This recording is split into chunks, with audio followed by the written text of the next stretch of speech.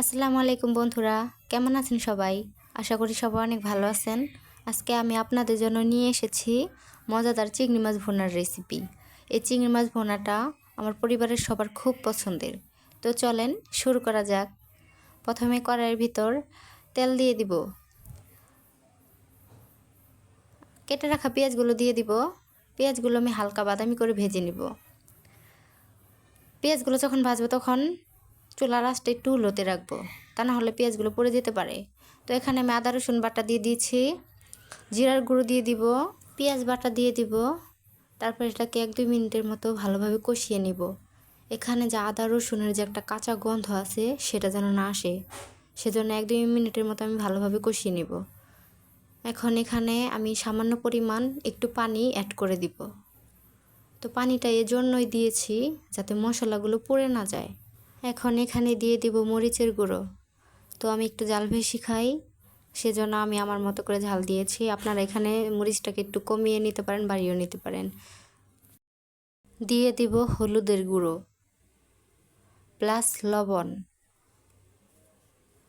এখন এই মশলাগুলো ভালোভাবে কষিয়ে নিব।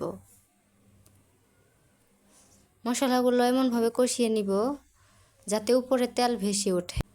মশলাটাকে আমি আবারও ভালোভাবে নেড়ে ছেড়ে নিব। এখন ধুয়ে রাখা চিংড়ি মাছগুলো আমি এই মশলার উপরে দিয়ে দিব। এখন চিংড়ি মাছগুলো আমি ভালোভাবে নেড়ে ছেড়ে নিব। এমনভাবে নাড়তে হবে যাতে চিংড়ি মাছগুলো ভেঙে না যায়। তো এখন আমি ঢাকনা দিয়ে ঢেকে দিব। কিছুক্ষণ পর ঢাকনা তুলে আবারও নেড়ে চেড়ে দিব।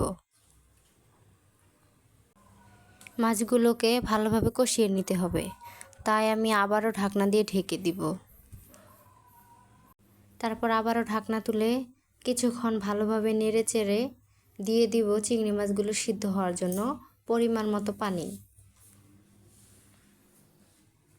আবারও ভালোভাবে একটু নেড়ে চেড়ে ঢাকনা দিয়ে ঢেকে দিব। আবারও ঢাকনা তুলে চিংড়ি মাছগুলো ভালোভাবে নেড়ে চেড়ে ঝোল শুকিয়ে এলে এবং চিংড়িগুলো সিদ্ধ হয়ে গেলে নামিয়ে নিব। তৈরি হয়ে গেল আমার মজাদার চিংড়ি মাছ ভুনা।